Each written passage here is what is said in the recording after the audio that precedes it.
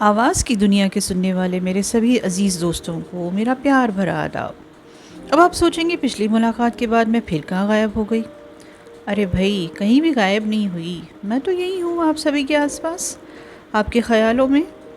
اصل میں کبھی کبھی یوں ہوتا ہے کہ وقت کو بھی وقت دینا پڑتا ہے، ورنہ وہ بھی ناراض ہو جاتا ہے۔ اب بھلا بتائیے، دنیا کے اتنے بڑے سورما وقت کی ناراضگی سے ڈرتے ہیں، تو پھر میں تو ٹھہری ایک ادنا سی انسان۔ چلیے آج اپنے اپنے سیٹ بیلٹ کس کے باندھ لیجئے اور ایک بار پھر سے میرے ساتھ ٹائم مشین میں بیٹھ کر چلتے ہیں اسی خوبصورت سی دنیا میں، کچھ بھولی بسری یادیں پھر سے تر و تازہ کرنے۔ آپ سب کو سائیکل تو یاد ہوگی نا، وہ پرانی زمانے والی سائیکل؟ لیڈیز سائیکل نہیں بھائی، وہ جینٹ سائیکل۔ ہم سب زیادہ تر اسی کو تو چلاتے تھے، الگ الگ سٹائل سے۔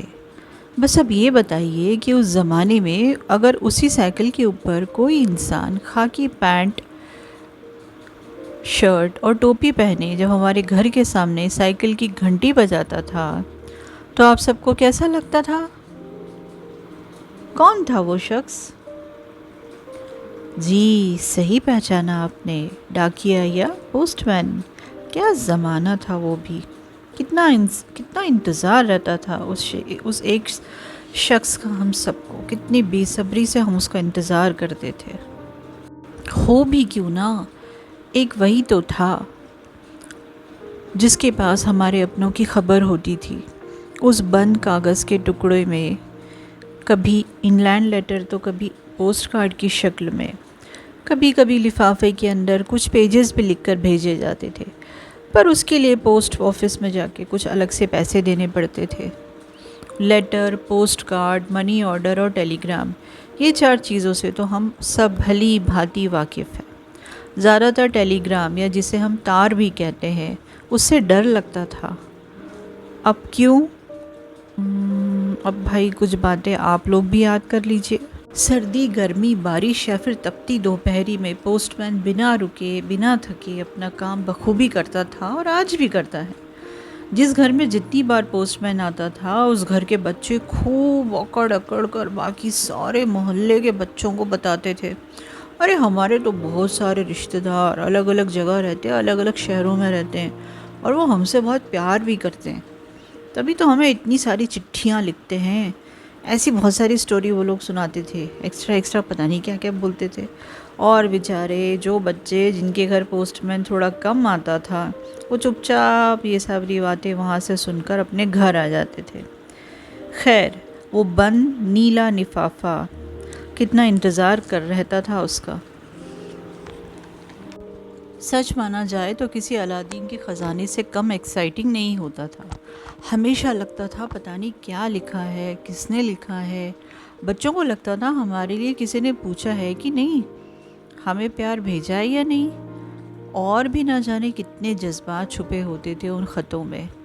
لکھاوٹ دیکھ کر سمجھ جاتے تھے کس نے لکھا ہے، انک پین سے لکھا ہے یا بال پین سے لکھا ہے، یہ بھی صاف صاف نظر آ جاتا تھا۔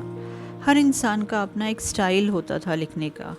کچھ خط تو اتنے اچھی سے لکھے جاتے تھے جنہیں پڑھ کر پھر سنبھال کر بھی رکھا جاتا تھا۔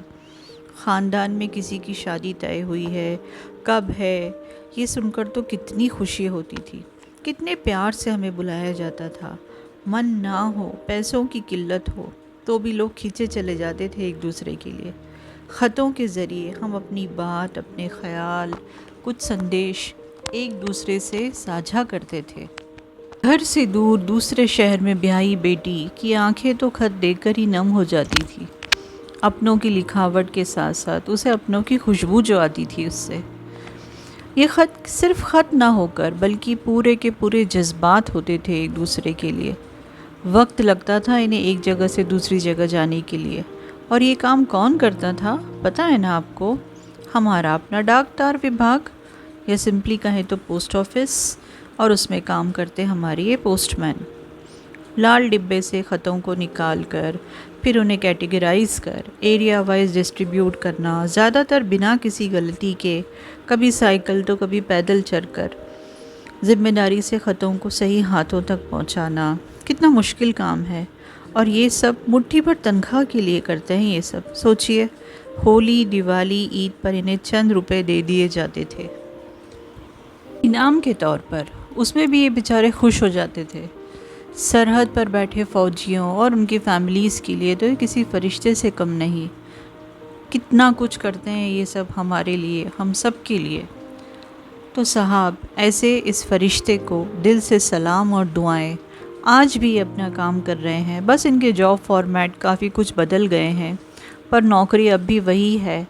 تو صاحب ایسے لوگوں کے لیے ہم سب کو چاہیے کہ ان کی جتنی ہو سکے مدد کرے اپنے اپنے طریقوں سے، بے شک، تاکہ لگ بھگ 150 سالوں سے چلی آ رہی ہماری یہ پرانی پرمپرا اور پروفیشن آگے بھی چلتا رہے۔ بس اب اور کیا لکھوں، کیا کہوں، ایک سلام بس اب اس ڈاکیے کے نام۔ چلیے بھائی، اپنی اپنی سیل بیلٹ کھول دیجئے اور ٹائم مشین سے اتر آئیے، اور اگلی ملاقات تک انتظار کیجئے۔ تب تک خوش رہیے، سلامت رہیے اور صحت مند رہیے۔ اللہ حافظ۔